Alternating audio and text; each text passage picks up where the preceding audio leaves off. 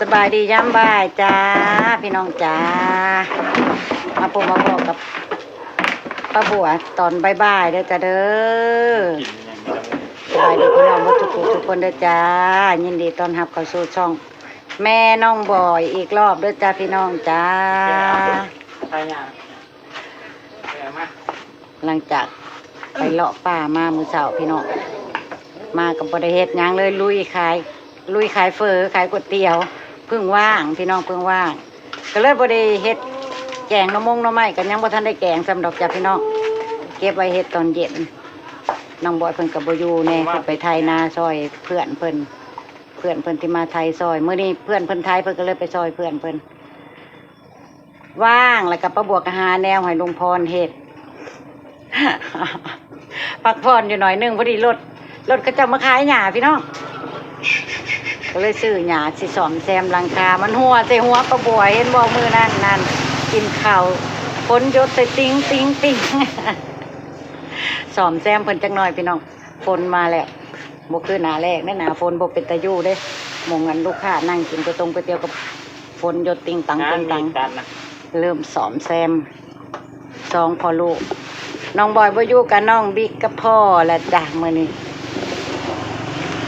จะมาเบิ่งสองพ่อลูกเพิ่นสิซ่อมหลังคาให้ป้าบัวพี่น้องโดยหญ้าที่ป้าบัวซื้อเมื่อตะกี้นี่เองพี่น้องพอดีเลยพอดีรถเพิ่นผ่านมาพอดีรถขายหญ้าป้าบัวก็เลยจัดซะเลยว่าน้องบิ๊กทำหน้าที่กับพ่อเนี่ยพี่น้องมันโบเบหมดแล้วนั่น ที่ให้พี่ให้น้องเบิ่ง เนี่ยฝนมันกระยดเลยเนาะมันเป็นหูไปแล้วมันเปื่อยไปแล้วหญ้าป้าบัวน่ะขันโบมงหญ้ามันผัดฮ้อนพี่น้องเอ้ยเวลาลูกค้ามานั่งกินก็เลยต้องใส่หญ้าที่เป็นจุดดำคือหญ้าเพิ่นเปื่อยไปแล้วก็จะให้พอน้องบอยเพิ่นใส่ให้ใหม่บ่ได้ซื้อลายดอกจ้ะซื้อหญ้า300 บาทก็สิได้อยู่15 ไผ่เอิ้นไผ่คือกันนี่บ่พี่น้องแถวบ้านแม่น้องบอยอันนี้เอิ้นว่าไผ่หนึ่งแบบนี้1 ไผ่ 5 ไผ่ต่อ100ป้าบัวซื้อ300สิพออยู่บ่ล่ะประมาณกะว่าให้พออยู่ดอกน้องพี่น้องซ้อมเซมเอาแต่มงเพิ่นนั้นเพิ่นหัวเนี่ยเพิ่นหัวจะติงจัดใส่เขาจัดใส่ฝนที่ได้บ่ต้องยดใส่ลูกค้า หนาฝนแล้วเนาะพี่น้อง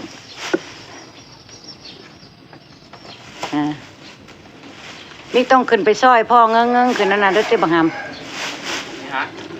ยังหักโตนะปีโตใหญ่ปานนั่นบ่ลูกหล่ะสบายดีป้าลุงนี่กว่าเด้อโอ้ยคนหล่อหน้าใหญ่ของแม่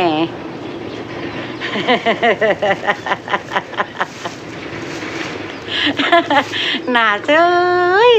ยจักอีหยังจะเป็นคนหน้าตาเฉยนิ่งกระรอกกระเรียแต่แม่กระแพงอยู่ลูกหน้าเฉยก็ได้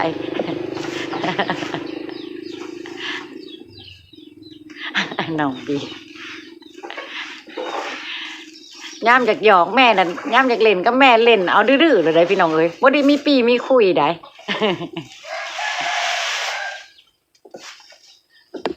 อันน่ะอันยืนขึ้นลูกยืนให้พ่อมันอีกบอก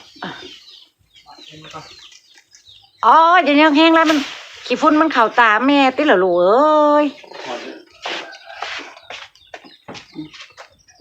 จัดไปพอน้ำบ่อยฮ้อนเอ้าแต่พี่น้องมือนี้นะฮ้อนเอ้าแบบอุ้งตึงอยู่นั่นนะเอ้าเฮ็ดแล้วเนาะพี่น้องป้าบัวว่าถ้าฝนบ่มานี่คือแบบไทยเฮ็ดออกนี่ระเบิดเถิดเทิงเลยแหละเนี่ยเอ้าแบบนี้ฝนตกแห้งๆพอ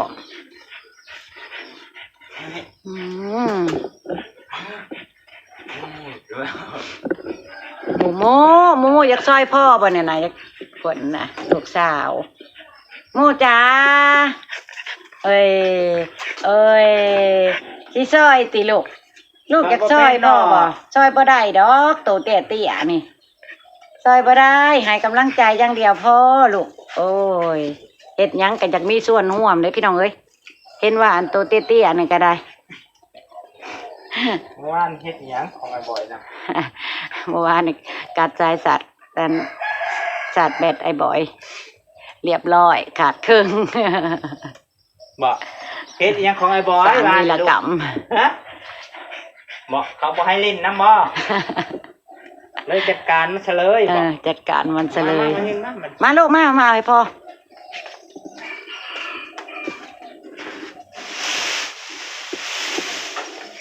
อืม คือข้างคือมันที่ ความเพิ่นหักกันแท้ๆได้กับไอ้บิ๊กนี่พี่น้องเอ้ย ร้อย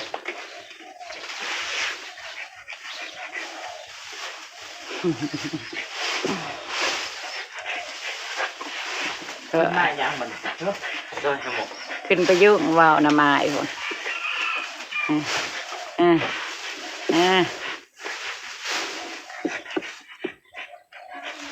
น้องถามเลยนะว่าไอ้บิ๊กคือบ่ซอย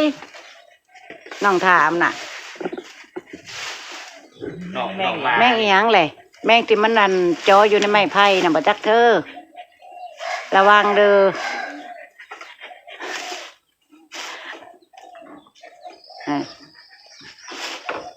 นั่นดิเนาะพี่น้อง โอ้ยที่จริงก็ขาดไปหลายอยู่ทั้งนี้ก็ขาดเมื่อแล้วพี่น้องแต่ว่ามันก็บ่ได้อยู่ซึ่งโต๊ะลูกค้านั่งปานใดกะเอาปล่อยมันได้เงินจังซื้อมาใส่อีกเนาะพี่น้องก้อยจอมก้อยแซมไปนี่ล่ะมึงได้ผู้ หญ้าเนาะก็เจ้าเฮ็ดกับบางๆนะมันบ่คือแต่พ่อแต่แม่อันเพิ่นเฮ็ดเอาเองหั้นนะมันนานๆมันก็ทนได้2-3 ปีอันนี้มันก็ปีต่อปีแล้วก็เจ้าเฮ็ดบางๆ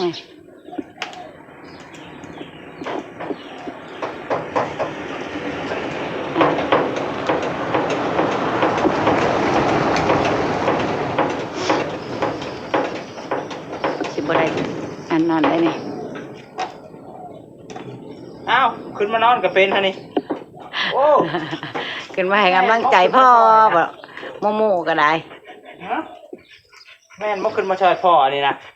ทำไมได้ฮะทำไมได้บ่ขึ้นมานอนเห็ดเทื่อมอยู่มานอนลุ่มพุ่นแล้วเฮ้ยนี่เข้าตาน่ะ ขี้เหงื่อสิเข้าตาแล้วขี้เฟืองน่ะขี้หญ้าน่ะแงนขึ้นไปหั่นเลย เข้าตาน้อง เอาน้องลง ตาโลตาด่วนๆออกมาเนี่ย เอาน้องลงสรุป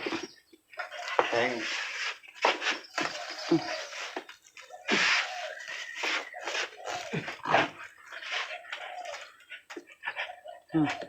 ว้าวนำ หายใจนะนี่ไม่ตัวนี้ขึ้นมาลูกไอ้ตัวที่ดูแล้วมันเนาะ กระจัดให้มันเซิงแน่ภายนั่นกระเถาไฟโตมือเจ้าเนี่ยนะให้มันหัวสักแกแร่ลงอยู่นะมันบ่เซิงบ่เที่ยงโอ้ย ขึ้นไปมันก็ยิบแล้วตู้มันลงทันตู้มันลง เฮ็ดทั้งที่ก็ให้มันมีความจบความงามเลยเนาะพี่เนาะเห็นว่าห่างกะเฮ็ดมันขี้หลายอะไรให้มันงามในเห็นห่างๆก็ได้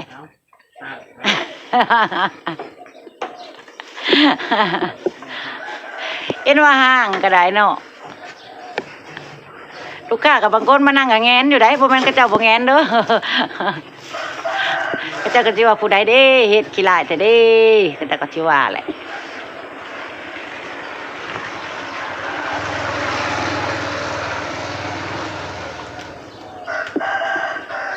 ประบวกกับมือกันบ่ค่อยนิ่งเป็นน้องเอ้ยสั่นโดยเด้ๆอยู่ลายหูลายตาวืดวาดเนี่ยก็ขอโทษขออภัยนำเด้อพี่น้องเอ้ยอย่าว่าให้ประบวเด้อมือใหม่ฮัดครับ เป็นแนวนี้ล่ะเว้าจากับบ่ลื่นบ่ไหลบ่ถือหูพี่น้องก็อดทนฟังเอาเด้อพี่น้องเอ้ย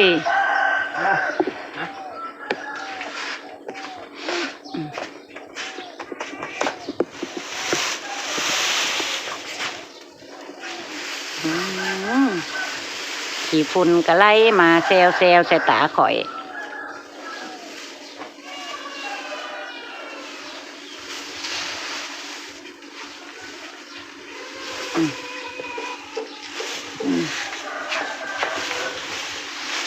เบิ้งยังสิยศใส่อีบ่เนาะเป็นไดล่ะ มันสิ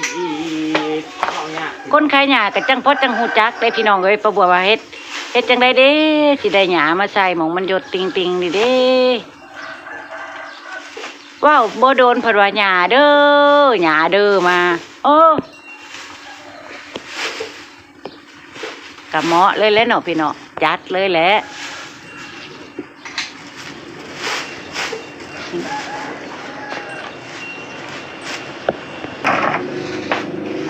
เป็นอันว่าเสร็จเรียบร้อยขางทางนี้พี่น้องขางทางนี้ก็ใจสี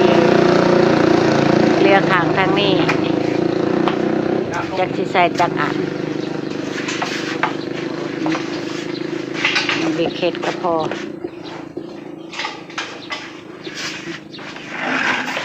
เดินไป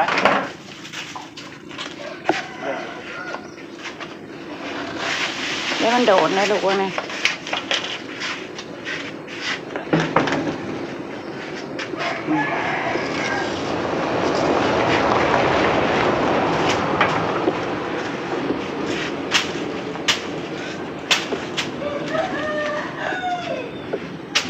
จับม่วนขึ้นในเด้อทุ่มมันย่อยย้ำย่างเงียบยิงลงมาละเถ่า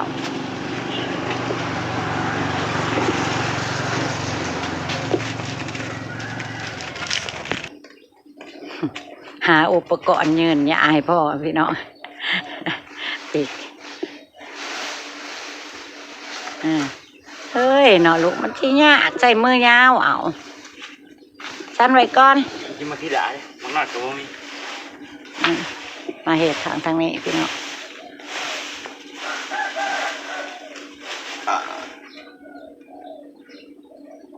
ไม่ชูลูกมาตกนะนะ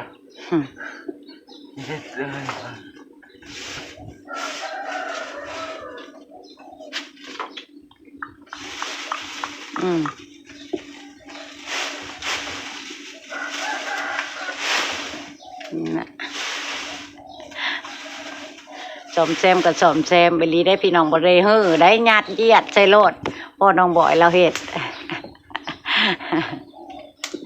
ที่เหลือก็เอาไว้ใส่ลบเพิ่นนั่นแหละนะยัดมาใส่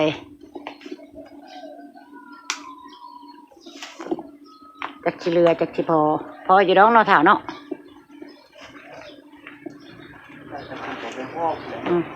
แล้วมาแซมทางนี้น้ำกับมันเรือทำมันเรือสักก้อนให้มันเรือมองนั่นสักก้อน 15 ไพ่ อย่าชิมาภายในใจก็อยากใส่บ่ บ่ค่อยโลภแม่น้องบอยโดยพี่น้องสำหรับคลิปนี้กับประบัวกับสิเก็บภาพบรรยากาศช่วงบ่ายๆไว้จำนี้ได้เด้อจ้าพี่น้องอัปเดตการใส่ชีวิตแต่ละมื้อแต่ละเว้นให้พี่ให้น้องได้เบิ่งได้ชมขอบคุณพี่น้องทุกคนที่เขามาเบิ่งเขามาชมเขามาติดตามช่องแม่น้องบอยเด้อจ้าเด้อขอให้พี่น้องทุกคนจงมีความสุขความเจริญเฮ็ดหยังทำหยังกะลื่นไหลทำมาค้าขายกะเจริญรุ่งเรืองเด้อพี่น้องจ้าไปแล้วจ้าบายบายสบายดีและสวัสดีเด้อจ้าเด้อ